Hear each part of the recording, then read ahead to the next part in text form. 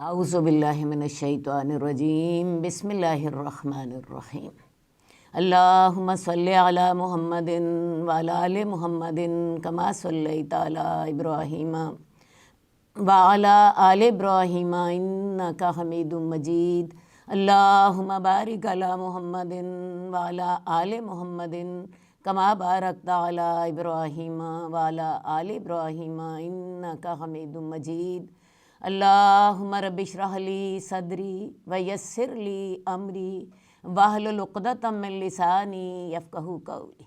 عزیز ناظرین السلام علیکم۔ اللہ تعالیٰ آپ پر اپنی رحمتوں کی بارش کر دے، آپ کو دین اور دنیا کی تمام بھلائیاں عطا فرمائے۔ ہم اپنی کلاس چند لمحے سیرت النبی کی چھاؤں میں 14ویں کلاس کا آغاز کر رہے ہیں۔ پچھلی دفعہ ہم نے پڑھا تھا کہ مسلمانوں نے صلح حدیبیہ میں تھوڑی رعایتیں دے کے ایک بہت بڑی رعایت حاصل کر لی۔ رسول اللہ صلی اللہ علیہ وسلم نے اپنے سب سے بڑے دشمن کو پابند کر دیا کہ وہ آئندہ سے مسلمانوں کے خلاف جنگ نہیں کرے گا۔ صلح حدیبیہ کے بعد رسول اللہ صلی اللہ علیہ وسلم جب مدینہ پہنچے تو آپ نے سب سے پہلے ایک کام کیا۔ آپ نے اس وقت کے جو تمام موجود بادشاہ تھے ان کو دعوت اسلام دینے کے لیے کام کرنا شروع کر دیا۔ آپ نے جب بادشاہوں کو دعوت اسلام کے لیے خطوط لکھنے چاہے تو آپ کو بتایا گیا کہ بادشاہ تب تک خطوط قبول نہیں کرتے جب تک ان پر مہر نہ لگی ہو۔ تو اس وقت پھر رسول اللہ صلی اللہ علیہ وسلم نے اپنے لیے ایک چاندی کی مہر بنوائی جس کے اوپر محمد رسول اللہ لکھا تھا، اور اس کے ساتھ ساتھ آپ نے ایسے قاصدوں کا انتخاب کیا جو کہ اس علاقے کے حالات سے بھی واقف ہوں۔ اس دور میں 2 سپر پاورز تھیں، ایک روم اور دوسری ایران۔ رسول اللہ صلی اللہ علیہ وسلم نے روم کے بادشاہ جس کو کیسر روم کہا جاتا تھا کو خط لکھا۔ سب سے پہلے اوپر بسم اللہ لکھی ہوئی تھی، اور اس کے بعد آپ نے یہ لکھا تھا کہ رسول اللہ کی طرف سے کیسر روم کے نام، السلام علی من اتبع الہدی، اس پر سلامتی ہو جو ہدایت کی پیروی کرے، اسلم تسلم، تو مسلمان ہو جا تو محفوظ ہو جائے گا۔ اور اس کے بعد پھر رسول اللہ صلی اللہ علیہ وسلم نے اسے اسلام کی دعوت دی۔ آپ جن لوگوں کو دعوت دیتے تھے اگر وہ اہل کتاب ہوتے تھے تو سورہ نساء کی ایک آیت اس میں ضرور لکھتے تھے، اور وہ آیت یہ تھی، یا اہل الکتاب تعالوا الی کلمۃ سواء بیننا وبینکم الا نعبد الا اللہ۔ اے اہل کتاب، ایک کلمے کی طرف آؤ جو تمہارے اور ہمارے درمیان برابر ہے کہ ہم اللہ کے سوا کسی کی عبادت نہ کریں گے۔ یہ آیت آپ ضرور لکھتے۔ تو یہ آیت لکھنے کے بعد آپ نے اسے 1-2 باتیں اور لکھیں اور خط آپ نے بھجوا دیا۔ یہ خط رسول اللہ صلی اللہ علیہ وسلم نے دہیہ کلبی کے ہاتھ بھجوایا تھا۔ دہیہ کلبی نے یہ خط حاکم بصرہ کو دیا، اور حاکم بصرہ نے یہ خط ہرقل کو دیا۔ ہرقل کیسر روم کا نام تھا۔ اس دور میں ڈائریکٹ اسے خطوط نہیں دیے جاتے تھے، یہ اس دور کا پروٹوکول تھا۔ بہرحال ہرقل کو جب یہ خط ملا تو اس نے پوچھا کہ اس وقت یہاں اس نبی کا کوئی جاننے والا یا اس کا رشتہ دار موجود ہے؟ ابو سفیان اس وقت تجارت کے لیے شام گئے ہوئے تھے۔ ابو سفیان اس وقت ایمان بھی نہیں لائے تھے۔ ابو سفیان کو بادشاہ کے سامنے لے جایا گیا۔ بادشاہ نے ان سے بہت سے سوالات پوچھے، اور ان سوالات کا ماحصل یہ تھا کہ اگر یہ وہی نبی ہے جس کی خبر ہم اپنی کتابوں میں پاتے ہیں تو اس کی حکومت یہاں تک پہنچے گی، اور اگر میں اس سے مل سکا تو میں اس کے پاؤں دھو کر پیوں گا۔ یہ الفاظ بتاتے ہیں کہ وہ دل میں رسول اللہ صلی اللہ علیہ وسلم کی رسالت کا قائل ہو چکا تھا، لیکن ہوا یہ کہ اس کے درباریوں نے جب اس کا یہ انداز دیکھا تو بگڑ بیٹھے اور شور مچا دیا۔ اس نے اپنی بادشاہت جاتی دیکھ کر اعلان کر دیا کہ میں تو صرف تمہاری آزمائش کر رہا تھا اور ایمان نہ لایا۔ ہاں، اس نے دہیہ کلبی کی بڑی عزت کی، انہیں بہت سے تحائف اور پارچہ جات کے ساتھ نوازا۔ یہ تو تھا معاملہ اس دور کی سپر پاور کیسر روم کا۔ جہاں تک ایران کا معاملہ ہے، ایران پہ ان دنوں خسرو پرویز حکومت کرتا تھا۔ اس کے پاس رسول اللہ صلی اللہ علیہ وآلہ وسلم نے خط بھیجا اور عبداللہ بن حذافہ سہمی کا انتخاب کیا گیا۔ جب اس کو خط ملا اور اس نے خط پڑھا، بگڑ بیٹھا کہ میری رعایا میں سے ایک شخص میرے نام سے پہلے اپنا نام لکھتا ہے، اور اسی بات پہ اس نے خط پڑھنے سے پہلے ہی پھاڑ دیا۔ رسول اللہ صلی اللہ علیہ وسلم کو جب پتہ چلا تو آپ نے کہا اللہ اس کی حکومت کو بھی پارا پارا کر دے۔ یہاں پہ تو معاملہ یہیں ختم ہو گیا۔ رسول اللہ صلی اللہ علیہ وسلم نے اس کے علاوہ مصر کے بادشاہ، جس کو مقوقس مصر کہا جاتا تھا، اس کی طرف بھی خط بھیجا۔ مقوقس ایمان تو نہ لایا، لیکن اس نے بھی رسول اللہ صلی اللہ علیہ وآلہ وسلم کے خط کا اور قاصد کا بڑا احترام کیا، اس کو ہدایہ جات سے نوازا۔ 2 لونڈیاں، 1 خچر اور کچھ کپڑے رسول اللہ صلی اللہ علیہ وآلہ وسلم کے لیے تحفتاً بھیجے۔ انہی میں سے ایک ماریہ قبطیہ تھیں، جن کو آپ نے اپنے لیے پسند فرما لیا، اور ان کی جو دوسری لونڈی جو شاہ مصر نے بھیجی تھی وہ آپ نے حضرت حسان بن ثابت کو دے دی۔ خچر بھی آپ نے استعمال کیا۔ نجاشی کو عمر بن امیہ زمری کے ہاتھ خط بھیجا۔ نجاشی بھی اہل کتاب میں سے تھا، اس کو بھی ایمان کی دعوت دی۔ نجاشی ایمان لے آئے اور رسول اللہ صلی اللہ علیہ وسلم کو جوابی خط لکھا کہ یا رسول اللہ میرے لیے کوئی حکم؟ تو رسول اللہ صلی اللہ علیہ وسلم نے انہیں 2 باتیں کہیں۔ ایک تو آپ نے انہیں کہا کہ وہ جو لوگ مہاجرین حبشہ میں موجود ہیں ان کو وہ مدینہ بھجوا دیں۔ اس کے علاوہ آپ نے انہیں یہ بھی حکم دیا کہ حضرت ام حبیبہ جو ابو سفیان کی بیٹی تھیں اور حبشہ میں بیوگی کی حالت میں ایک بیٹی کے ساتھ رہ رہی تھیں، ان کے ساتھ وکیل بن کر رسول اللہ صلی اللہ علیہ وسلم کا نکاح کروا دیں۔ تو نجاشی نے یہ دونوں کام کر دیے۔ نجاشی بھی ایمان لے آیا۔ اس کے علاوہ آپ نے عمان کے حاکم جعفر اور عبدروس کو بھی خط بھیجا۔ یہ دونوں بھائی عمان پر حکومت کرتے تھے۔ یہ دونوں بھائی بھی کچھ پس و پیش کے بعد ایمان لے آئے۔ اس کے علاوہ رسول اللہ صلی اللہ علیہ وآلہ وسلم نے یمامہ کے حاکم حوزہ بن علی اور دمشق کے حاکم حارث بن ابی شمر غسانی کو بھی خطوط بھیجے۔ تو یہ کل آپ نے 8 خطوط بھیجے۔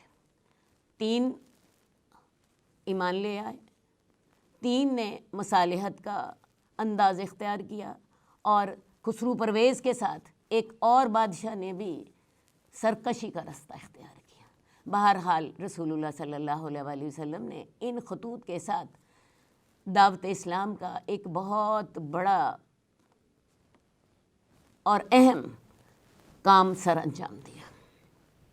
یہ خطوط رسول اللہ صلی اللہ علیہ وسلم نے 1 محرم کو بھیجے تھے، اور ایک ہی دن میں 6 خطوط بھیجے گئے۔ اور مزے کی بات میں آپ کو بتاؤں، ان خطوط میں سے 5 خطوط آج بھی اپنی اصل حالت میں موجود ہیں، دنیا کے مختلف عجائب خانوں میں دیکھے جا سکتے ہیں۔ آپ بھی ان کا ایک نمونہ دیکھ سکتے ہیں۔ یہ اہم کام کرنے کے بعد اگلا جو مرحلہ ہے وہ غزوہ خیبر کا ہے۔ ہم آپ کو پہلے بتا چکے ہیں کہ رسول اللہ صلی اللہ علیہ وسلم نے صلح حدیبیہ میں اپنے سب سے بڑے دشمن کے ساتھ صلح کر لی۔ اب دوسرا جو دشمن تھا وہ یہود تھے۔ صلح حدیبیہ کے بعد یہود کو تو آگ ہی لگ گئی۔ انہوں نے دیکھا کہ مسلمانوں نے ہمارے معاون اور مددگار کے ساتھ امن کا معاہدہ کر لیا ہے، تو اب یہودیوں کے جو حاکم تھے سلام بن مشکم، اس نے ایک تحریک چلا دی۔ اس نے کہا کہ حجاز کے یہود کے لیے تو بہت خطرہ پیدا ہو گیا ہے، اس لیے فدق، تیمہ اور خیبر کے یہودیوں کو مل کر اس خطرے کا مقابلہ کرنا چاہیے، اور اس نے یثرب پر حملہ کرنے کے لیے باغ دوڑ شروع کر دی۔ رسول اللہ صلی اللہ علیہ وآلہ وسلم کو جب یہ اطلاعات ملیں تو آپ نے خیبر پر حملے کا ارادہ کر لیا۔ اب عبداللہ بن ابی، منافقوں کا سردار اور یہودیوں کا ساتھی، اس کو جب ان حالات کا پتہ چلا تو اس نے یہود کو اطلاع دی کہ مسلمان خیبر پر حملے کا ارادہ کرتے ہیں، تم ان کے مقابلے کے لیے تیار ہو جاؤ اور گھبرانا نہیں، تمہارے پاس اسلحہ بھی زیادہ ہے اور افرادی قوت بھی زیادہ ہے، مسلمان تم سے تعداد میں بھی کم ہیں اور اسلحہ اور مال و دولت میں بھی کم ہیں، لہٰذا جی انہیں ہلا شیری دی۔ رسول اللہ صلی اللہ علیہ وسلم محرم کے آخری دنوں میں مدینہ سے خیبر کے لیے روانہ ہو گئے۔ خیبر میں یہود نے بہت بڑے بڑے قلعے بنا رکھے تھے۔ اس سے پہلے کہ میں آپ کو مزید تفصیل بتاؤں، یہ ذہن میں رکھ لیجئے، بنو قینقاع کو اور بنو نذیر کو جب جلا وطن کیا گیا تو یہ لوگ خیبر میں جا کے آباد ہو گئے، اور بنو نذیر ہی کے 20 سرداروں نے غزوہ خندق کی آگ بھڑکائی تھی۔ ان لوگوں نے اپنے قلعوں میں بہت مال اسباب جمع کیا ہوا تھا۔ یہ لوگ پیشے کے اعتبار سے بھی لوہار تھے، بہت سا اسلحہ بھی اس میں جمع کیا تھا۔ عبداللہ بن ابی نے جب ان کو اطلاع دی تو انہوں نے خوراک بھی اکٹھی کر لی، اور اب یہ مسلمانوں سے جنگ کے لیے تیار تھے۔ رسول اللہ صلی اللہ علیہ وآلہ وسلم نے جب ان پر حملہ کرنا چاہا تو آپ ان کے پاس بے خبری میں پہنچ گئے۔ آپ وہاں رات کے وقت پہنچے۔ صبح کو حباب بن منذر نے آپ سے کہا، یا رسول اللہ، جس جگہ پہ آپ نے پڑاؤ ڈالا ہے، کیا یہ آپ کی اب ذاتی رائے ہے یا اللہ کا حکم ہے؟ رسول اللہ صلی اللہ علیہ وسلم فرمانے لگے، یہ میری ذاتی رائے ہے۔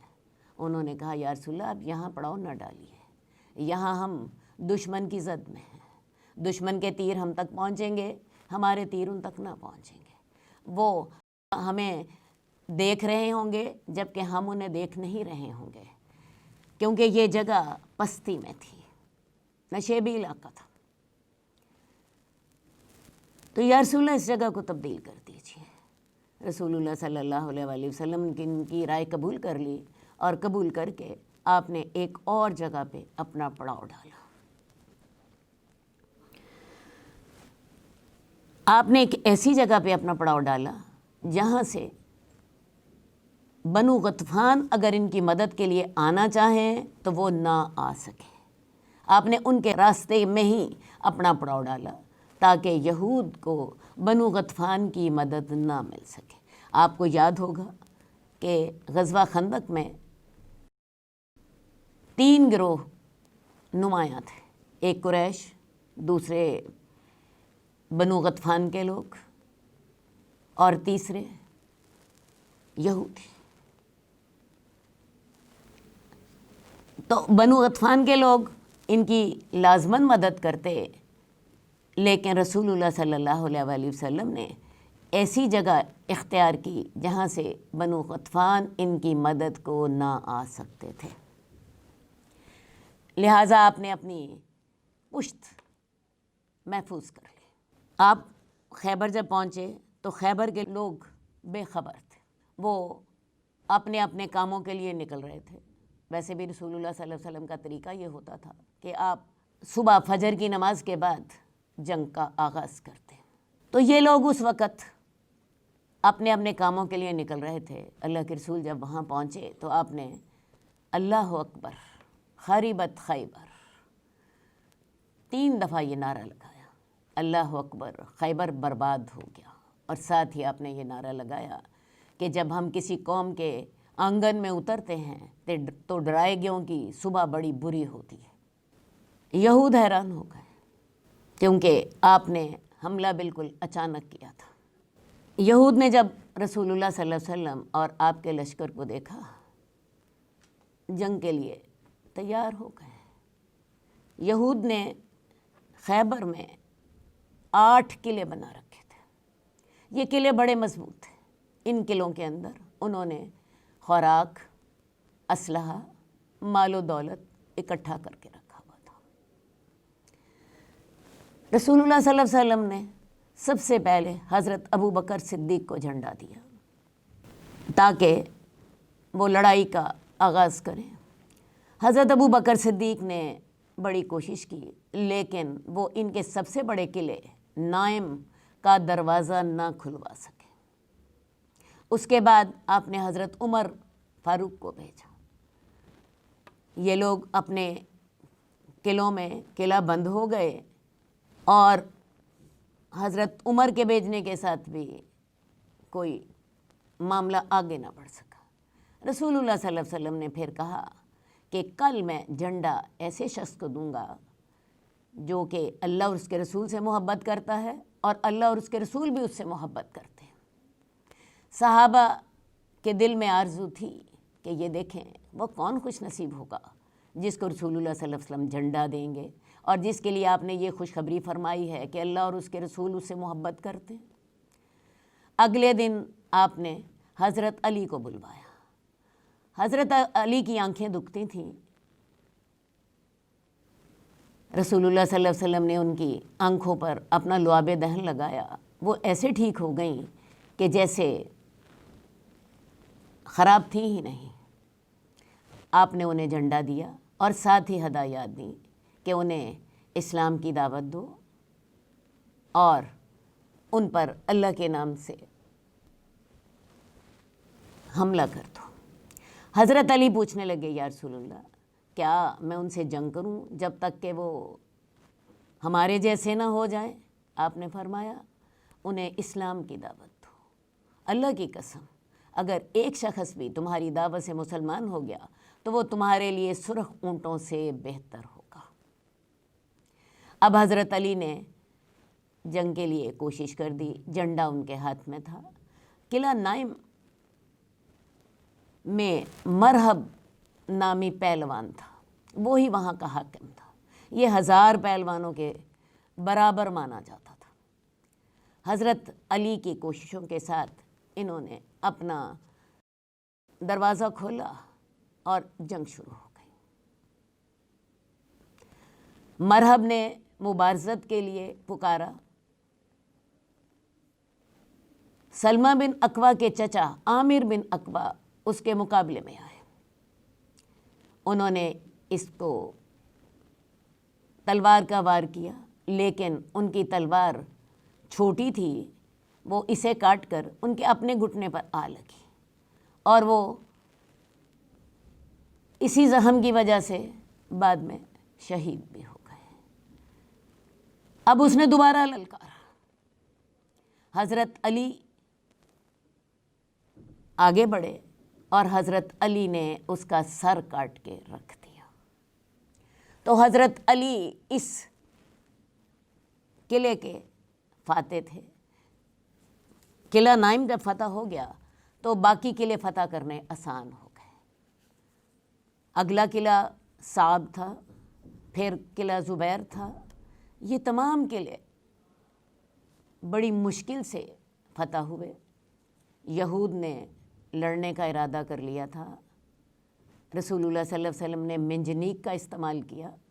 منجنیق ایک بڑی توپ ہوتی ہے، ایک ٹینک سمجھ لیجیے، اور توپ کے بڑے گولوں کے ساتھ قلعے میں شگاف پڑ گئے اور مسلمان اندر چلے گئے۔ اسی طرح ان کا ایک اور قلعہ جس کا نام قلعہ نطاط تھا، وہ بڑا مضبوط تھا۔ اس میں انہوں نے اپنے عورتوں اور بچوں کو اکٹھا کر کے محفوظ کیا ہوا تھا۔ وہاں بھی بڑی سخت جنگ ہوئی۔ اور بالآخر یہود یہ قلعے مسلمانوں کے حوالے کرنے پر مجبور ہو گئے۔ اب جب یہ بڑے بڑے ان کے قلعے فتح ہو گئے تو باقی اپنے قلعوں سے اتر آئے اور صلح کی درخواست کی۔ رسول اللہ صلی اللہ علیہ وآلہ وسلم نے ان سے ان شرائط پہ صلح کی کہ یہ لوگ اپنے جسم پر جو کپڑے ہیں ان کے ساتھ یہاں سے نکل جائیں، یہ کوئی مال، اسباب، اسلحہ کچھ بھی ساتھ اپنے نہیں لے کے جا سکیں گے، ہاں اپنے بیوی بچوں کو اپنے ساتھ لے جا سکتے ہیں۔ اور ساتھ ہی آپ نے یہ بھی کہا کہ اگر تم نے اس سلسلے میں کوئی خرابی کی، کوئی مال چھپانے کی کوشش کی، کوئی گڑبڑ کی کوشش کی، تو پھر یہ جو امان تمہیں دی گئی ہے، یہ تمہاری جو جان بخشی کی گئی ہے، اللہ اور اس کے رسول اس سے بری ہوں گے۔ انہوں نے ان شرائط پر یہاں سے نکل جانا منظور کر لیا، تو لہٰذا انہیں خیبر سے بھی نکال دیا گیا۔ اور جیسا کہ میں نے آپ کو بتایا کہ شرائط یہ تھی کہ یہ اپنی بیوی بچوں کو ساتھ لے کے یہاں سے نکل جائیں اور ان کے جسم پر صرف تن کے کپڑے ہوں گے، اور مال اسباب اگر انہوں نے کوئی گڑبڑ کرنے کی کوشش کی یا چھپانے کی کوشش کی تو پھر ان کو جو امان ملی ہے اللہ اور اس کے رسول اس سے بری ہوں گے، یعنی ان کو پھر قتل بھی کر دیا جائے گا۔ خیر جی، یہ لوگ نکل تو گئے، لیکن یہود سازشی ہوتے ہیں۔ یہود نے یہاں گڑبڑ کرنے کی کوشش کی۔ ابو الحقیق کا خزانہ بڑا مشہور تھا، یہ لوگ شادیوں پہ عربوں کو اپنے زیورات ادھار دیا کرتے تھے، لہٰذا سب کو علم تھا کہ ان کے پاس ڈھیر سونا موجود ہے۔ رسول اللہ صلی اللہ علیہ وسلم نے جب اس کے بارے میں دریافت کیا، ان لوگوں نے اس کا جواب یہ دیا کہ وہ تو جنگ کی تیاری میں صرف ہو گیا۔ تحقیق کی گئی تو وہ خزانہ مل گیا۔ اس پر پھر ان کی بدعہدی کی وجہ سے رسول اللہ صلی اللہ علیہ وآلہ وسلم نے ابو الحقیق کے دونوں بیٹوں کنانہ اور ربی کو قتل کروا دیا۔ آپ کو یاد ہوگا ان کے باپ ابو رافع یا سلام بن ابی الحقیق کو عبداللہ بن عتیق نے رسول اللہ صلی اللہ علیہ وسلم کے حکم سے قتل کر دیا تھا۔ اب یہ اس کے دونوں بیٹے بھی بدعہدی کی وجہ سے اور اپنی جھوٹ بولنے کی وجہ سے یہ بھی قتل کر دیے گئے۔ کنانہ حضرت صفیہ کے شوہر تھے، ان کے ساتھ حضرت صفیہ کی شادی چند روز ہی قبل ہوئی تھی۔ حضرت صفیہ بھی دلہن ہی تھی۔ حضرت صفیہ قیدیوں میں آئیں، دہیہ کلبی آپ کے پاس آئے اور آپ سے کہنے لگے یا رسول اللہ مجھے ایک لونڈی دے دیجیے۔ آپ نے انہیں کہا کہ تم چلے جاؤ اور وہاں کسی لونڈی کو پسند کر لو۔ انہوں نے حضرت صفیہ کو پسند کر لیا۔ ابو سعید خدری آپ کے پاس آئے اور کہنے لگے یا رسول اللہ آپ نے دہیہ کو صفیہ دے دی ہیں جو کہ حیج بن اخطب جو کہ بنو نذیر اور بنو قریظہ کا سردار تھا اس کی بیٹی ہیں، تو یا رسول اللہ وہ تو صرف آپ کے شایان شان ہے۔ رسول اللہ صلی اللہ علیہ وسلم نے دہیہ کلبی کو حکم دیا کہ وہ آپ کے پاس حضرت صفیہ سمیت آئیں، اور پھر آپ نے حضرت صفیہ کو اپنے لیے رکھ لیا اور حضرت دہیہ کلبی کو کوئی اور لونڈی دے دی گئی۔ حضرت صفیہ کو رسول اللہ صلی اللہ علیہ وسلم نے اسلام کی دعوت دی، وہ مسلمان ہو گئیں، آپ نے ان کو آزاد کر دیا اور آپ نے ان کو نکاح کی پیشکش کی اور انہیں اپنی زوجیت میں لے لیا۔ خیبر سے واپسی پر وہ پاک ہو گئیں تو ام سلیم نے انہیں رسول اللہ صلی اللہ علیہ وسلم کی خدمت میں آراستہ کر کے بھیج دیا۔ تو حضرت صفیہ سے آپ نے نکاح مدینہ واپسی کے راستے میں کیا۔ چونکہ واپسی پر سامان خورد و نوش کم تھا، اس لیے رسول اللہ صلی اللہ علیہ وسلم نے حضرت صفیہ کا جو ولیمہ کیا وہ بڑا عجیب تھا۔ آپ نے تمام صحابہ سے کہا کہ جس کے پاس جو کچھ ہے لے آئے۔ ایک دسترخوان بچھا دیا گیا اور تمام صحابہ جو ان کے پاس موجود تھا وہ لے آئے۔ کوئی ستو لایا، کوئی پنیر لایا، کوئی کھجوریں لے آیا۔ ان ساروں کو ملا دیا گیا، ایک مکسچر سا بن گیا اور یہ سب نے مل کے کھا لیا۔ یہ ولیمہ تھا رسول اللہ صلی اللہ علیہ وآلہ وسلم کا جب انہوں نے حضرت صفیہ کے ساتھ نکاح کیا۔ یاد رہے حضرت صفیہ مالدار ترین شخص کی بیٹی تھیں اور رسول اللہ صلی اللہ علیہ وآلہ وسلم بھی اس وقت خیبر سے فارغ ہو چکے تھے۔ آپ چاہتے تو بہترین ولیمہ کر سکتے تھے، لیکن آپ نے اپنی امت کے لیے یہ بھی ایک نمونہ چھوڑا کہ اگر حالات تقاضا کریں تو دال روٹی کا ولیمہ بھی ہو سکتا ہے، اور یہ دال روٹی بھی رسول اللہ صلی اللہ علیہ وسلم نے مہیا نہیں کی بلکہ یہ صحابہ خود لائے تھے۔ یعنی ونڈش کا ولیمہ بھی ہو سکتا ہے، اور یہ ونڈش بالکل سادی سی خوراک بھی ہو سکتی ہے۔ خیبر میں ہی ابھی آپ موجود تھے تو حضرت جعفر بن ابی طالب وہاں پر آ گئے۔ میں نے آپ کو پہلے بتایا کہ نجاشی کو آپ نے حکم دیا تھا کہ جو مہاجرین آپ کے پاس موجود ہیں ان کو مدینہ بھجوا دیا جائے۔ حبشہ میں جو مہاجرین موجود تھے ان میں بہت سے مہاجرین مدینہ پہلے آ چکے تھے۔ یہ 16 مہاجرین تھے جن کو نجاشی نے مدینہ بھجوایا، اور ان کے ساتھ ساتھ ابو موسیٰ اشعری اور ان کی قوم کے 50 افراد تھے۔ یہ لوگ بھی یمن سے ہجرت کر کے آئے تھے اور حبشہ میں موجود تھے۔ تو ان تمام لوگوں کو نجاشی نے 2 کشتیوں میں مدینہ روانہ کر دیا۔ حضرت جعفر بن ابی طالب جب رسول اللہ صلی اللہ علیہ وسلم کے پاس پہنچے تو اس وقت آپ خیبر کی فتح سے فارغ ہو چکے تھے۔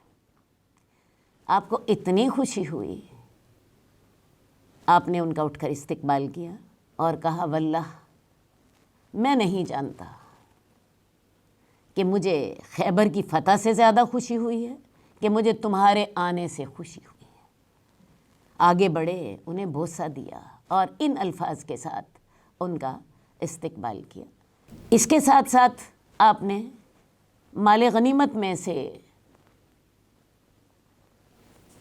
ان حبشہ کے مہاجرین کو بھی حصہ دیا۔ خیبر میں سے مسلمانوں کو بہت زیادہ مال غنیمت ملا۔ یہودی بڑی مالدار قوم ہے، اس نے اپنے قلعوں میں سامان خورد و نوش، اسلحہ، مال و دولت، سونا چاندی بہت کچھ اکٹھا کر رکھا تھا۔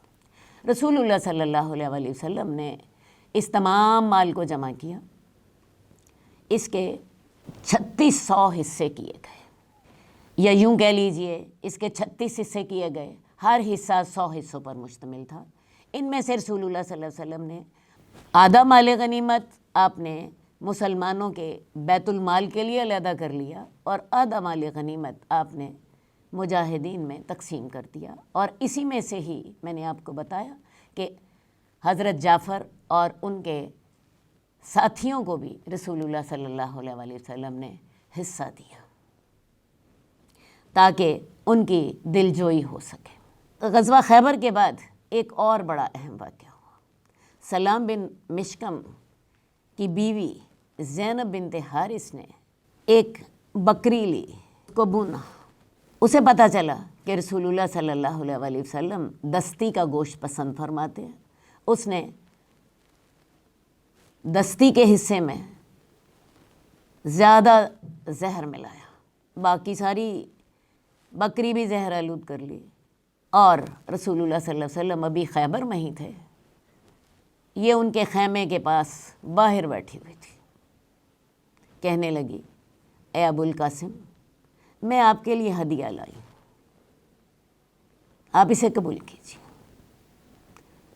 رسول اللہ صلی اللہ علیہ وسلم ہدیہ قبول کر لیتے تھے، آپ نے اسے قبول کیا، صحابہ سے بھی کہا تم بھی آؤ، تم بھی کھا لو۔ آپ نے جب ابھی پہلا ہی لقمہ لیا تھا، آپ نے اسے اگل دیا اور آپ نے کہا، مجھے اس بکری کے بازو نے بتایا ہے کہ یہ زہر آلود ہے۔ آپ کے ساتھ بشر بن برا صحابی بھی کھا رہے تھے، انہوں نے بھی ایک لقمہ لیا، وہ بھی کہنے لگے کہ یا رسول اللہ مجھے بھی اس کا ذائقہ خراب لگ رہا تھا، لیکن انہوں نے اپنا لقمہ نگل لیا۔ رسول اللہ صلی اللہ علیہ وسلم نے یہ کہہ کر کہ یہ زہر آلود ہے اپنا لقمہ اگل دیا، لیکن حضرت بشر نے وہ لقمہ نگل لیا۔ کہنے لگے یا رسول اللہ میں نے اسے اس لیے نہیں اگلا کہ کہیں آپ کا کھانا بدمزہ نہ ہو جائے، میں اس لیے اسے نگل گیا۔ رسول اللہ صلی اللہ علیہ وسلم نے سلام بن مشکم کی بیوی زینب بنت حارث کو بلا لیا۔ آپ نے اسے بلایا، ہدیہ دینے والی کون ہے؟ پتہ چلا وہ سلام بن مشکم کی بیوی زینب ہے۔ آپ نے اسے پوچھا تم نے ایسے کیوں کیا؟ وہ کہنے لگی، آپ نے میرے باپ، میرے چچا، میرے شوہر کو قتل کیا، میں نے سوچا اگر تو آپ نبی ہیں تو یہ بکری آپ کو خود بتا دے گی، اور اگر آپ بادشاہ ہیں تو اچھی بات ہے، ہماری جان آپ سے چھوٹ جائے گی۔ رسول اللہ صلی اللہ علیہ وسلم نے اس کی اس بدتمیزی کے باوجود بھی اس سے بدلہ نہ لیا، کیونکہ رسول اللہ صلی اللہ علیہ وسلم اپنی ذات کے لیے بدلہ نہیں لیتے تھے۔ آپ پر ایک دفعہ نہیں 17 دفعہ قاتلانہ حملہ کیا گیا، آپ نے اپنی ذات کے لیے کبھی بدلہ نہیں لیا، آپ نے اس کو جانے دیا۔ لیکن ہوا کیا کہ آپ کے جو ساتھی تھے بشر بن برا، جنہوں نے لقمہ نگل لیا تھا، وہ اس کے اثر سے فوت ہو گئے۔ تو رسول اللہ صلی اللہ علیہ وسلم نے پھر ان کے قصاص میں زینب بنت حارث کو بلوا کر قتل کر دیا۔ خیبر کے غزوہ میں مسلمانوں کے مقتولین کی تعداد 20 تھی، جبکہ یہودیوں کے مقتولین کی تعداد 90 سے زائد تھی۔ خیبر ہی کے 7 فدق، وادی القرا اور تیما کی بھی یہودی بستیاں تھیں، جن کو سلام بن مشکم متحد کر کے مدینہ پہ حملہ کرنا چاہتا تھا۔ رسول اللہ صلی اللہ علیہ وسلم نے خیبر پہنچتے ہی فدق کی طرف ایک آدمی اسلام کی دعوت دینے کے لیے بھیج دیا تھا۔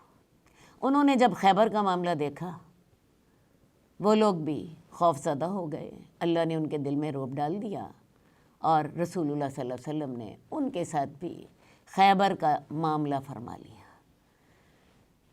خیبر کا معاملہ میں ایک دفعہ دوبارہ واضح کر دوں۔ جب رسول اللہ صلی اللہ علیہ وسلم نے انہیں خیبر سے یہود کو نکالنا چاہا، تو یہود نے آپ سے کہا کہ ہم اپنی زمینوں پہ کاشتکاری کرتے ہیں، اب یہ زمینیں آپ کی ہو گئیں، آپ ایسا کیجئے ہمیں اپنی زمینوں پہ رہنے دیجئے،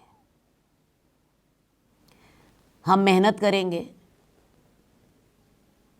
اور اس محنت کی اجرت یہ ہوگی کہ پھل آدھا ہم آپ کو دیں گے، آدھا آپ ہمیں دے دیجئے۔ رسول اللہ صلی اللہ علیہ وسلم کے پاس ان زمینوں کو سنبھالنے کے لیے کاشتکار نہ تھے۔ آپ نے فوری طور پر ان کی درخواست قبول کر لی، اس شرط پر کہ مسلمان حکومت جب تک چاہے گی انہیں ان زمینوں پر برقرار رکھے گی، اور جب چاہے گی انہیں یہاں سے نکال دے گی۔ تو نصف پیداوار پر رسول اللہ صلی اللہ علیہ وسلم نے یہود کو ان کی زمینوں پر رہنے دیا۔ جب رسول اللہ صلی اللہ علیہ وسلم فوت ہونے لگے تو آپ نے اپنی وفات سے قبل یہ وصیت کی تھی کہ یہود کو حجاز سے نکال دیا جائے۔ یہ وصیت حضرت عمر کے دور میں پوری کر دی گئی۔ تو فدق سے بھی رسول اللہ صلی اللہ علیہ وسلم نے وہی معاملہ کیا۔ ان کی پیداوار کا آدھا حصہ مسلمان حکومت کو جائے گا، بیت المال میں جائے گا، اور آدھا حصہ وہ اپنی محنت کی اجرت کے طور پر رکھیں گے۔ فدق کے اس معاملے سے فارغ ہونے کے بعد آپ وادی القریٰ پہنچے۔ وادی القریٰ کے لوگوں نے لڑنا مناسب سمجھا، لیکن کچھ دیر لڑائی کے بعد انہیں بھی ہتھیار ڈالنے پڑے۔ ان کا مال غنیمت مسلمانوں کے حصے میں آیا۔ تیماء کا معاملہ بھی فدق جیسا ہی تھا۔ ان لوگوں نے جب ان دونوں بستیوں کا یہ حال دیکھا تو انہوں نے اپنا بندہ خود ہی رسول اللہ صلی اللہ علیہ وسلم کی خدمت میں بھیجا اور ان سے درخواست کی کہ ہم سے بھی فدق اور خیبر جیسا معاملہ کر لے۔ رسول اللہ صلی اللہ علیہ وسلم نے ان کی درخواست منظور کر لی۔ لہٰذا یہ تمام جو یہودی بستیاں تھیں یہ تمام مطیع ہو گئی۔ اب رسول اللہ صلی اللہ علیہ وسلم کو یہود کی طرف سے کوئی خطرہ باقی نہ رہا۔ آپ مدینہ اس حال میں آئے کہ خیبر فتح ہو چکا تھا اور وہاں سے اللہ تعالیٰ نے آپ کو بہت مال غنیمت دیا تھا۔ حضرت عائشہ کہتی ہیں کہ جب خیبر فتح ہوا تو ہم نے اس وقت سوچا کہ اب ہم پیٹ بھر کر کھجوریں کھائیں گے، اور اس وقت مہاجرین نے انصار کے وہ عطیہ جات جو انہوں نے ہجرت کے بعد مہاجرین کو دیے تھے وہ تمام واپس کر دیے۔ اتنی مالی آسودگی مل چکی تھی کہ مہاجرین انصار کے عطیہ جات کو واپس کر دیں۔ وادی فدق، تیماء اور وادی القریٰ کا معاملہ بھی میں نے آپ کو بتایا کہ وادی القریٰ سے مسلمانوں کو ڈھیر مال غنیمت ملا۔ فدق اور تیماء کے لوگوں نے خود ہی مصالحت کر لی نصف پیداوار پر۔ جب ان معاملات سے رسول اللہ صلی اللہ علیہ وسلم فارغ ہو گئے تو آپ نے اپنے تیسرے بڑے دشمن کی طرف توجہ کی۔ یہ نجد کے بدو تھے اور بنی غطفان کے قبائل تھے۔ قریش کے ساتھ امن کا معاہدہ کر لیا گیا تھا، یہود کو ختم کیا جا چکا تھا۔ اب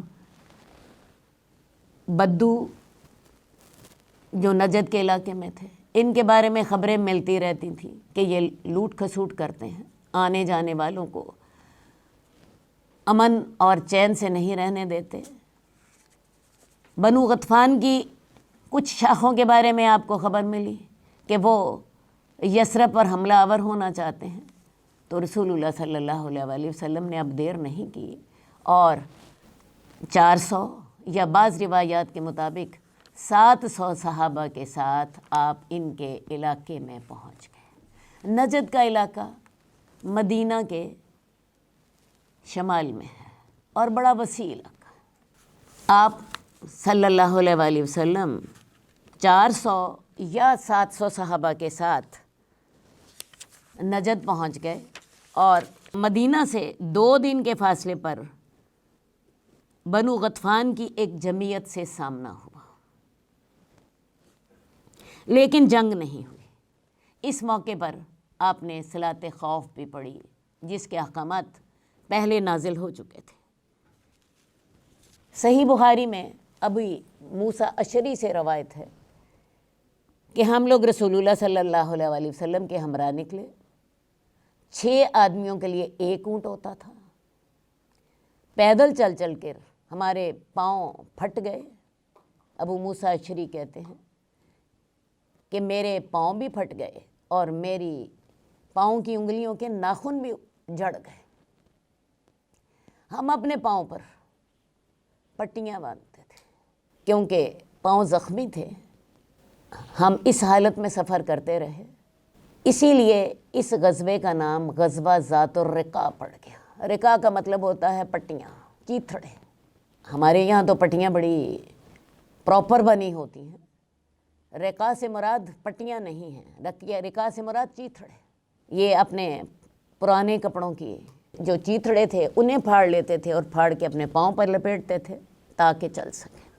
اسی غزوہ ذات الرقاع میں وہ واقعہ بھی پیش آیا کہ رسول اللہ صلی اللہ علیہ وآلہ وسلم ایک درخت کے نیچے آرام فرما رہے تھے، صحابہ ادھر ادھر آرام فرما رہے تھے، آپ نے اپنی تلوار بھی درخت سے لٹکا رکھی تھی کہ ایک مشرک وہاں پہ آ گیا، اس نے تلوار درخت سے پکڑ لی، اسے سونتا اور رسول اللہ صلی اللہ علیہ وسلم سے کہنے لگا بتاؤ تمہیں مجھ سے کون بچا سکتا ہے؟ رسول اللہ صلی اللہ علیہ وآلہ وسلم نے کہا اللہ، اور آپ نے یہ اتنے عزم اور اتنی جرأت سے کہا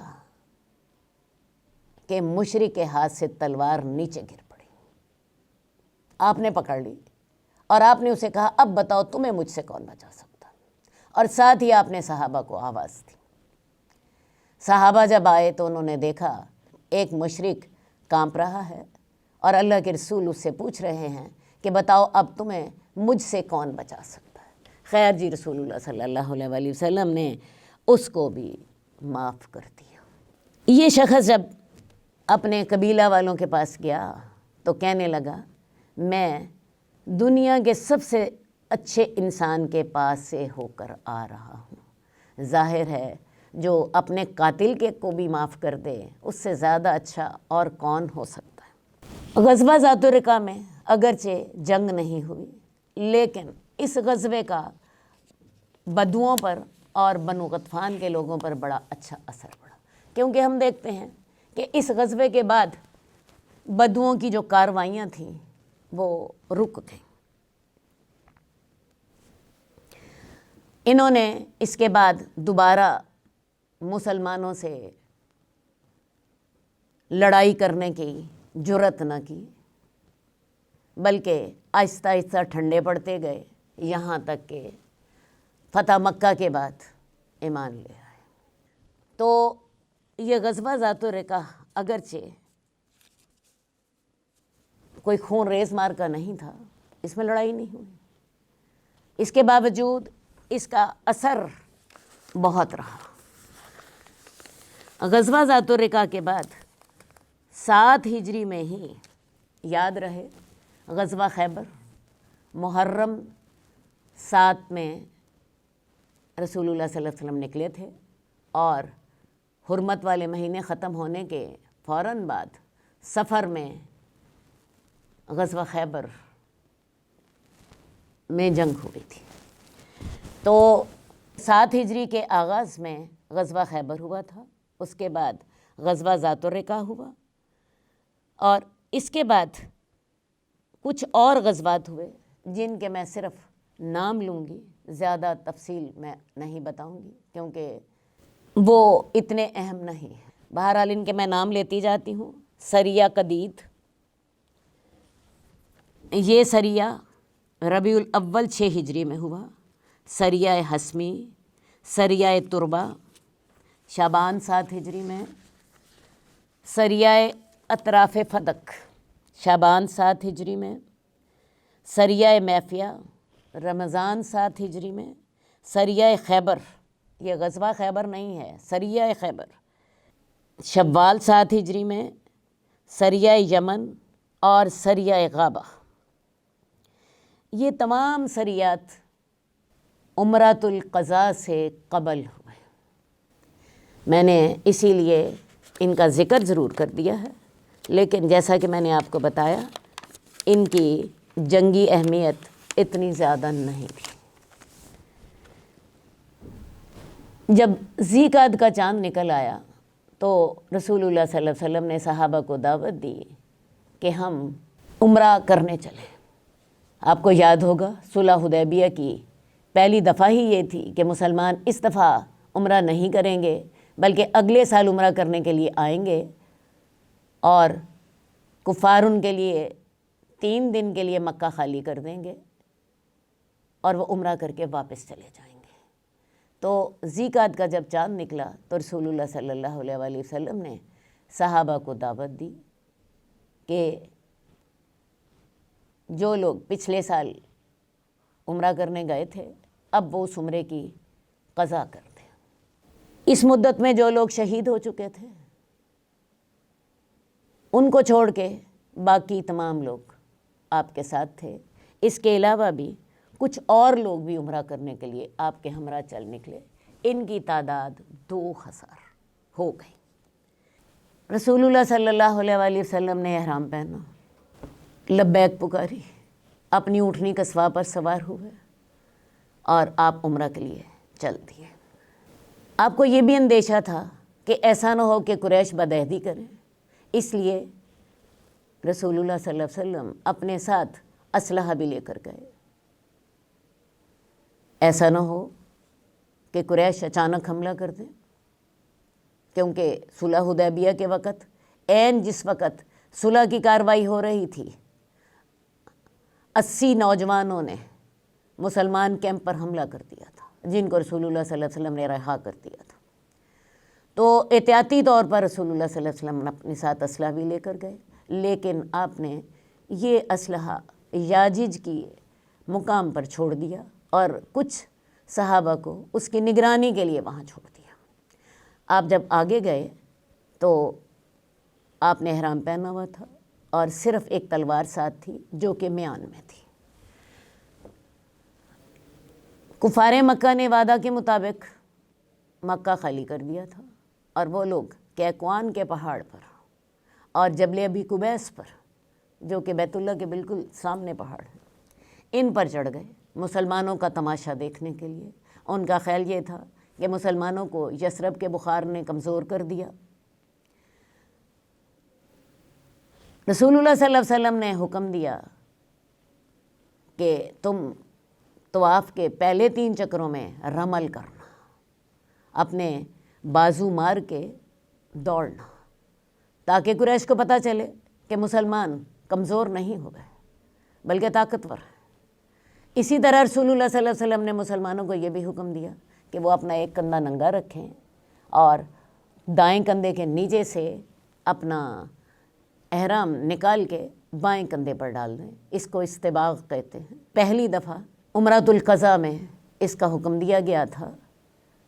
وجوہات میں نے آپ کو بتا دی۔ کفار مکہ کو یہ دکھانا مقصود تھا کہ مسلمان طاقتور ہیں، ان کے بازو مضبوط ہیں، اور یہ سنت آج تک چلی آ رہی ہے۔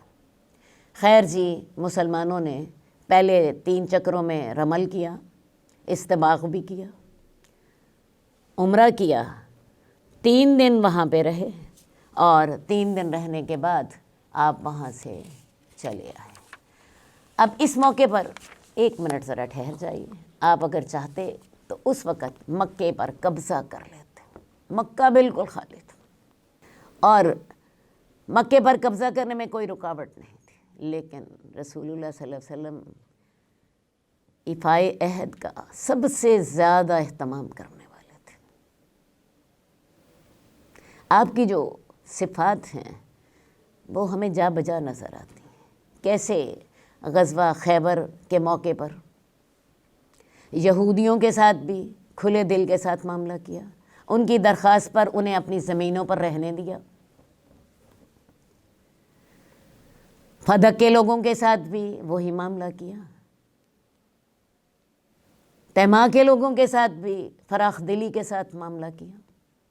مال غنیمت میں مہاجرین جو کہ حبشہ سے آئے تھے ان کا حصہ رکھا۔ جود و سخا آپ کی گٹی میں پڑی ہوئی تھی۔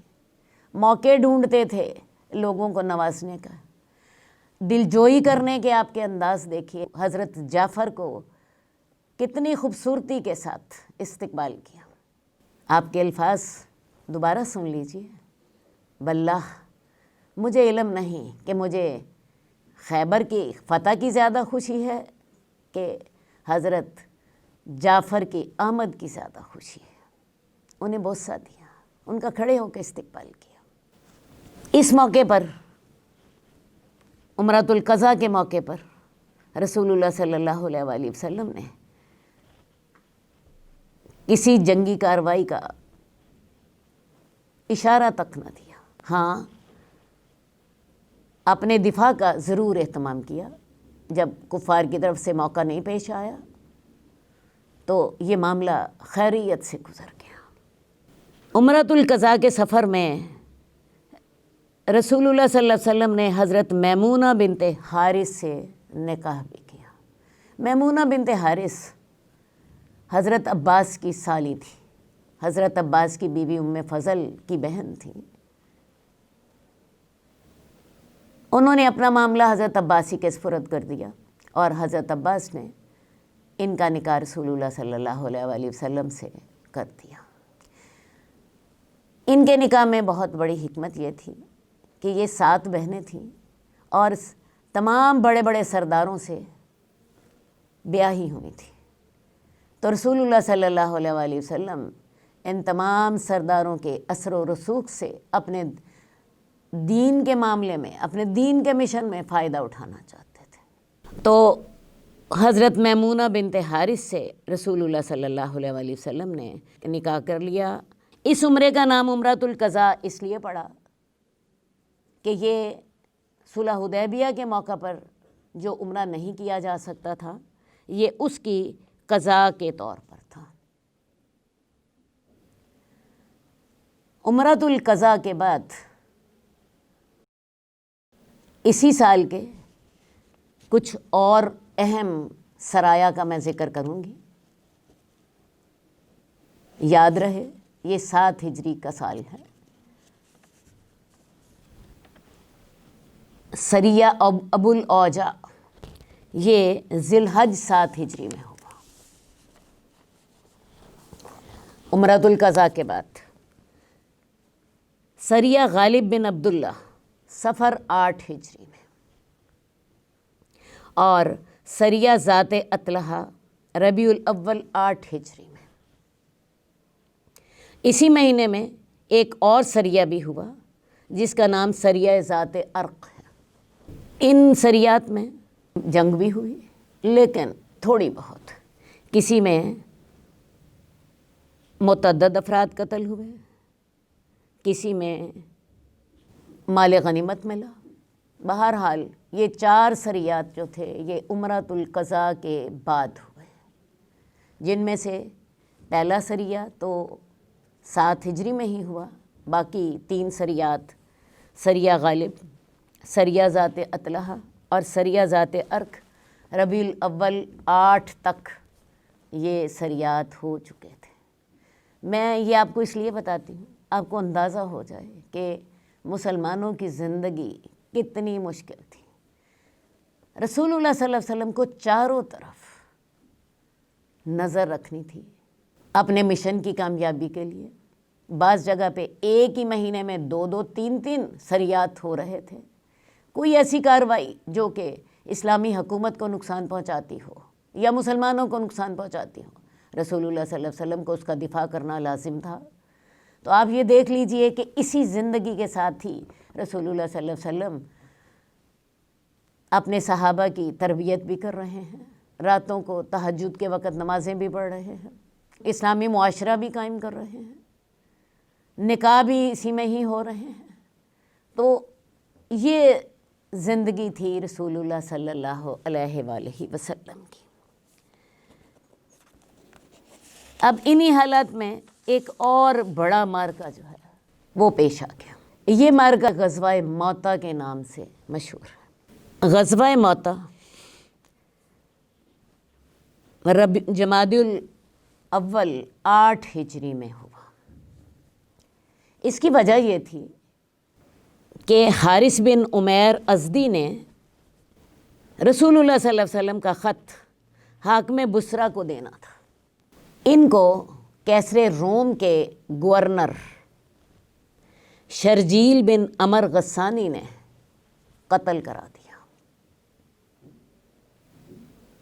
بلقاء کے مقام پر۔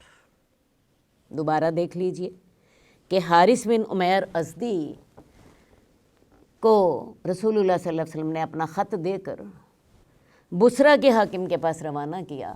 شرجیل بن عمر غسانی نے،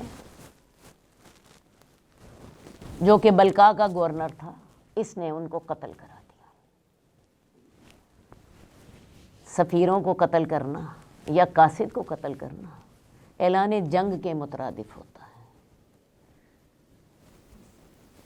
رسول اللہ صلی اللہ علیہ وسلم کے جب سفیر کو یا آپ کے قاصد کو قتل کر دیا گیا تو اس کے قتل کا بدلہ لینے کے لیے رسول اللہ صلی اللہ علیہ وسلم نے 3000 صحابہ کی جماعت تیار کی۔ روم کا جو بادشاہ تھا، اور روم اس دور کی سپر پاور تھا، روم کا جو گورنر تھا، جو بلقاء پر مامور تھا، اس نے ان کو قتل کرا دیا تھا، رسول اللہ صلی اللہ علیہ وسلم کے قاصد کو۔ تو اب آپ جو بدلہ لینا چاہ رہے تھے تو بنیادی مسئلہ یہ تھا کہ یہ ٹکر کس کے ساتھ ہونی تھی؟ یہ ڈائریکٹ رومی حکومت کے ساتھ، کیونکہ روم ہی کی طرف سے بلقاء پر حارث کو گورنر مقرر کیا تھا، اور اس نے رسول اللہ صلی اللہ علیہ وسلم کے قاصد کو قتل کرا دیا تھا۔ تو یہ معاملہ جو تھا یہ بڑا اہم تھا۔ رسول اللہ صلی اللہ علیہ وسلم نے 3000 صحابہ کو بھیجا تاکہ ان کے قتل کا بدلہ لیا جائے، اور یہ سب سے بڑا اسلامی لشکر تھا جو اس سے پہلے غزوہ احزاب کے سوا کہیں بھی فراہم نہ ہو سکا تھا۔ غزوہ احزاب میں آپ نے 3000 صحابہ کو فرنٹ پر ان کی ڈیوٹیاں لگائی تھیں، اس کے علاوہ کسی جنگ میں اتنے صحابہ نہ بھیجے گئے تھے۔ تو اس کی اہمیت کے پیش نظر میں نے آپ کو یہ سارا کچھ بتایا ہے کہ ٹکر روم کی حکومت سے تھی، اور لشکر 3000 کا تھا، اور علاقہ بلقاء کا تھا۔ اس نے نہ صرف رسول اللہ صلی اللہ علیہ وسلم کے قاصد کو گرفتار کیا بلکہ باندھ کر ان کو قتل کیا۔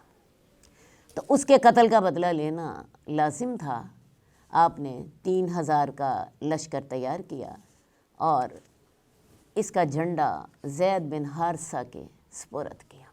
آپ نے انہیں ہدایات دی کہ سب سے پہلے زید بن حارثہ اس لشکر کے سردار ہوں گے، اگر وہ شہید ہو جائیں تو اس کے بعد جعفر بن ابی طالب اس لشکر کی سپہ سالاری کریں گے، اگر وہ بھی شہید ہو گئے تو عبداللہ بن رواحہ سپہ سالار ہوں گے۔ خیر جی، یہ لوگ مدینہ سے نکل گئے۔ آپ نے مدینہ سے نکلتے وقت انہیں ہدایات دیں، اللہ کے نام سے، اللہ کی راہ میں، اللہ کے ساتھ کفر کرنے والوں سے جہاد کرو، بد عہدی نہ کرنا، خیانت نہ کرنا، اور عورت اور بچے کا قتل نہ کرنا، کھجور اور پھلدار درخت نہ کاٹنا، اور کسی عمارت کو نہ گرانا۔ رسول اللہ صلی اللہ علیہ وسلم نے ثنیۃ الوداع تک اس کو خود اس کے ساتھ گئے اور اسے الوداع کہا، اس کے لیے دعائیں کی اور انہیں بھیج دیا۔ یہ لشکر جب آگے بڑھا، معان کے علاقے تک پہنچا تو ایک خوفناک صورتحال سامنے آ گئی۔ انہیں یہ خبر ملی کہ بلقاء میں کیسر روم اپنی 1,00,000 فوج کے ساتھ خود موجود ہے، اور اس کے ساتھ 1,00,000 تو اس کی اپنی فوج ہے، اور 1,00,000 ان بدوؤں کی فوج ہے جو اس کے انڈر علاقے تھے، ان میں سے 1,00,000 کی فوج اور 1,00,000 اس کی اپنی فوج، یہ مل کے 2,00,000 کی فوج بلقاء کے مقام پر موجود ہے۔ صحابہ تو بہت پریشان ہو گئے، کہاں 3000 اور کہاں 2,00,000 لوگ، ایک اور 66 کا مقابلہ۔ ابھی تک ایسی صورتحال مسلمانوں کو کبھی بھی پیش نہ آئی تھی۔ مسلمانوں نے سوچا ہم ایسا کرتے ہیں، ہم یہیں ٹھہرتے ہیں اور رسول اللہ صلی اللہ علیہ وآلہ وسلم سے مزید کمک کا مطالبہ کرتے ہیں، پھر ہم آگے بڑھیں گے۔ لیکن عبداللہ بن رواحہ نے بڑے جوش کے ساتھ مسلمانوں سے خطاب کیا اور ان سے کہا کہ ہم یہاں شہادت کی طلب میں آئے ہیں، اللہ تعالیٰ نے ایسا موقع پیدا کر دیا ہے تو پیچھے کیوں ہٹتے ہو؟ اللہ کا نام لے کے اللہ کی راہ میں اللہ کے دشمنوں سے بڑھ جاؤ، اللہ تعالیٰ ہماری شہادت کی تمنا پوری کر دے گا۔ انہوں نے اتنا پرجوش خطاب کیا کہ مسلمان آگے بڑھنے کے لیے تیار ہو گئے۔ معان میں 2 راتیں گزارنے کے بعد اسلامی لشکر جو تھا وہ آگے بڑھا۔ دشمن مزید قریب آ گیا اور موتا کے مقام پر ان کی آپس میں ٹکر ہوئی۔ یہ لڑائی ایسی تھی جو کبھی کسی نے نہ دیکھی نہ سنی۔ لوگوں کی آنکھیں پھٹی پڑ رہی تھیں،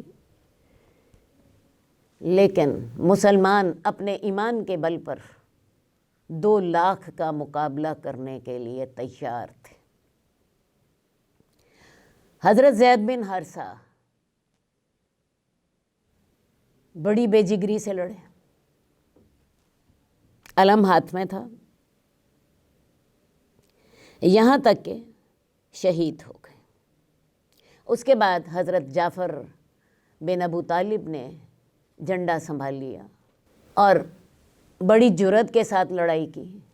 ان کا ایک بازو کٹ گیا، انہوں نے جھنڈا بائیں ہاتھ میں تھام لیا۔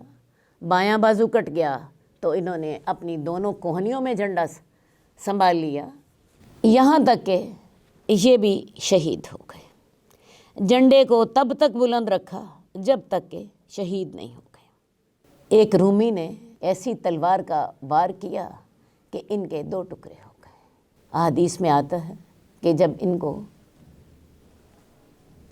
دیکھا گیا تو ان کے جسم پر 50 سے زیادہ زخم تھے۔ ایک دوسری حدیث کے مطابق ان کے جسم پر 90 سے زیادہ زخم تھے اور تمام کے تمام اگلے حصے میں تھے۔ خیر جی، حضرت جعفر بن ابی طالب بھی شہید ہو گئے۔ یہ رسول اللہ صلی اللہ علیہ وسلم کے چچا زاد اور حضرت علی کے بڑے بھائی تھے۔ ان کے بعد آپ کی ہدایات کے مطابق عبداللہ بن رواحہ نے جھنڈا تھام لیا۔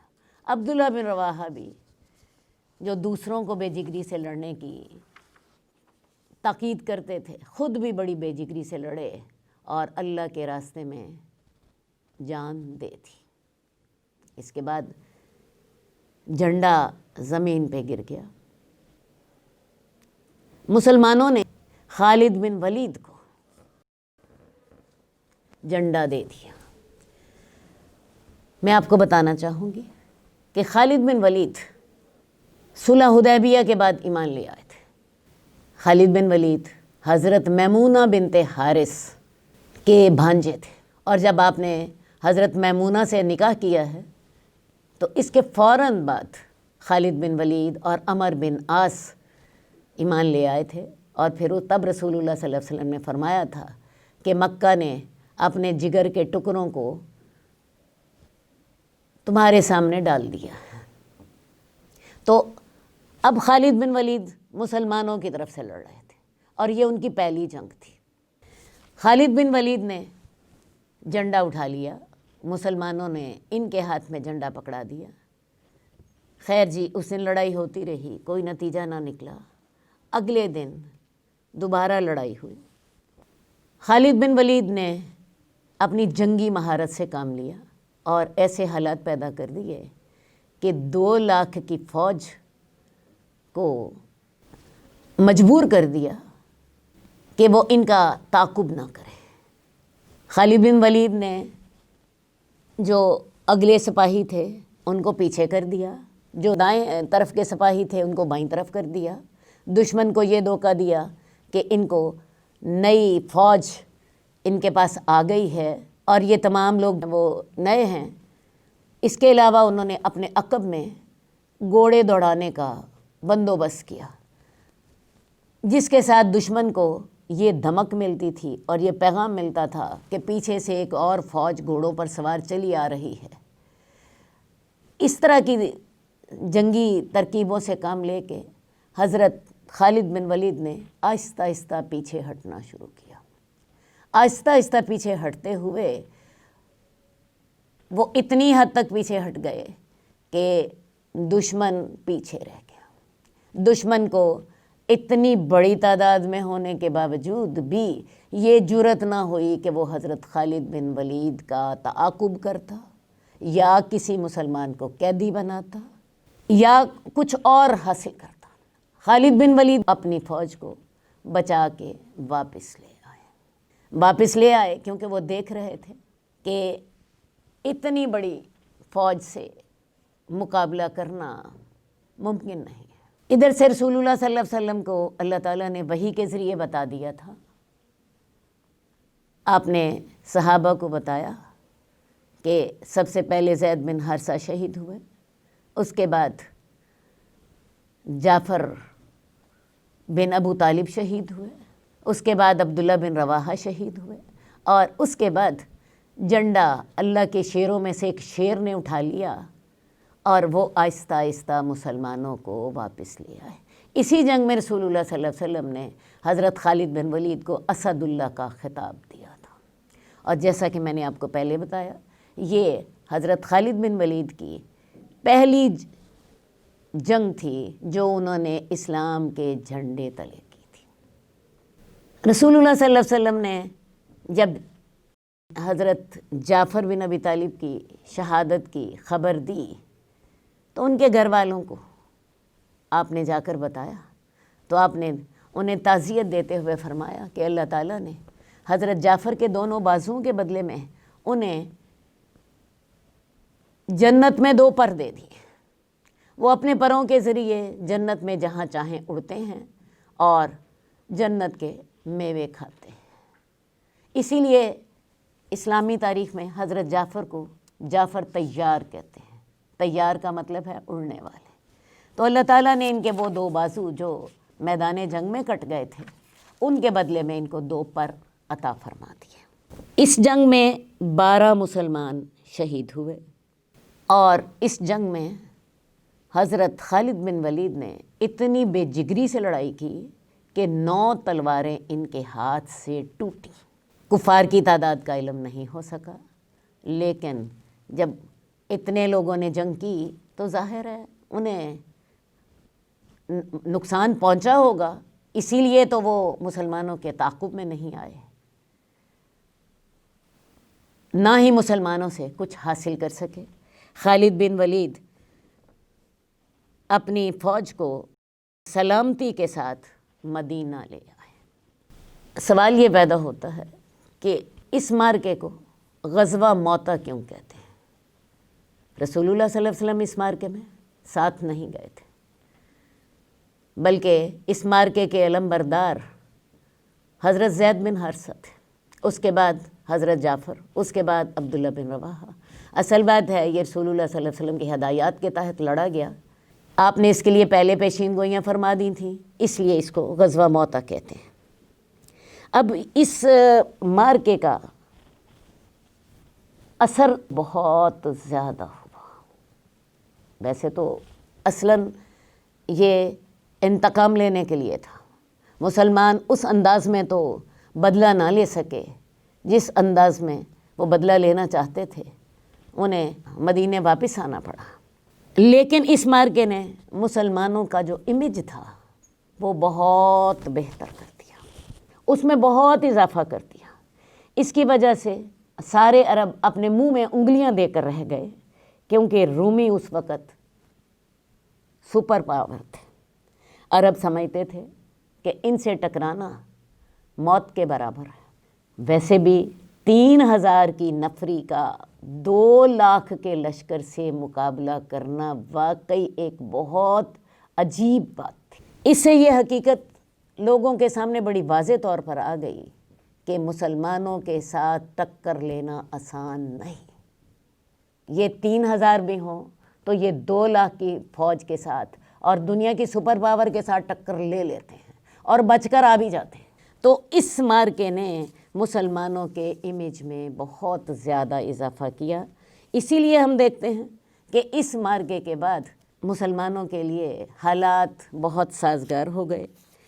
صرف اس کے بعد 2 یا 3 مارکے ہیں جو کہ مسلمانوں کو پیش آئے، ورنہ میدان مسلمانوں کے ہاتھ میں تھا۔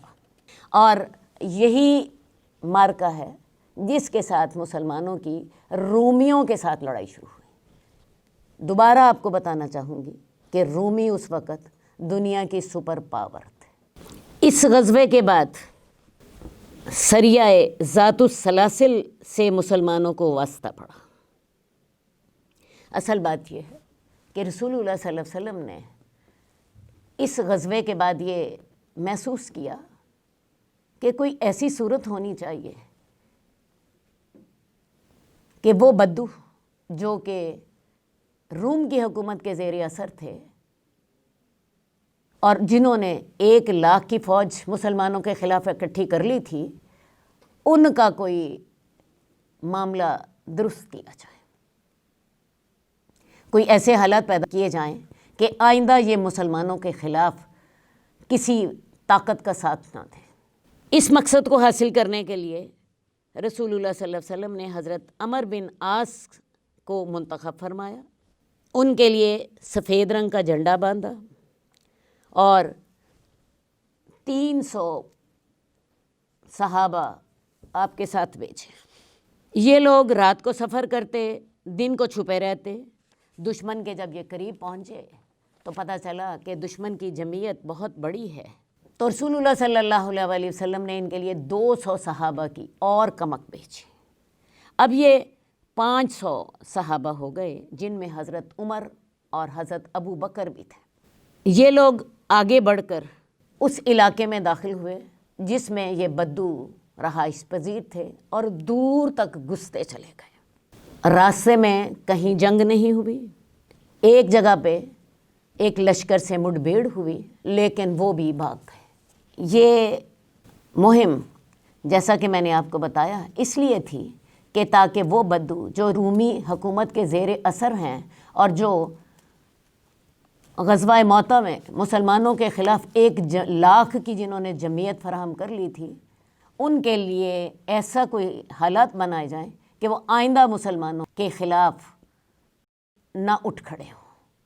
تو یہ ان کو دبانے کے لیے تھی۔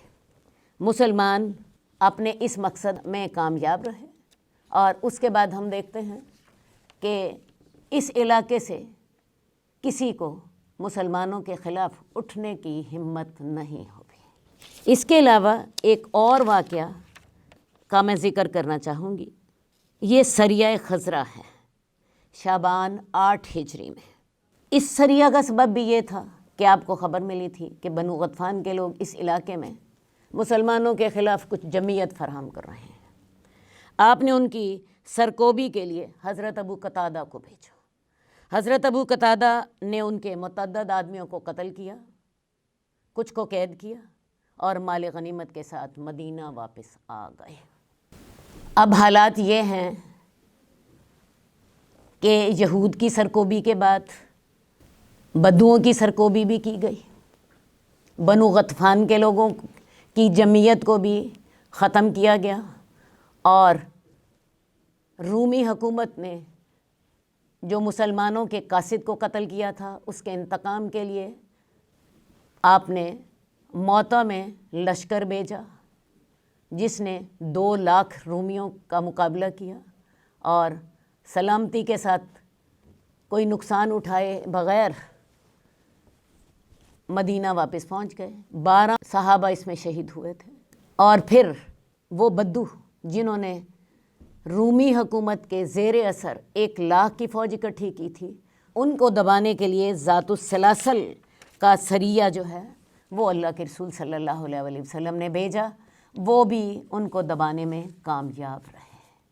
تو اس وقت حالات یہ ہیں کہ پورے عرب پر مسلمانوں کا قبضہ ہے، اور ایک ہی اب مہم باقی رہ گئی ہے جس کا نام فتح مکہ ہے۔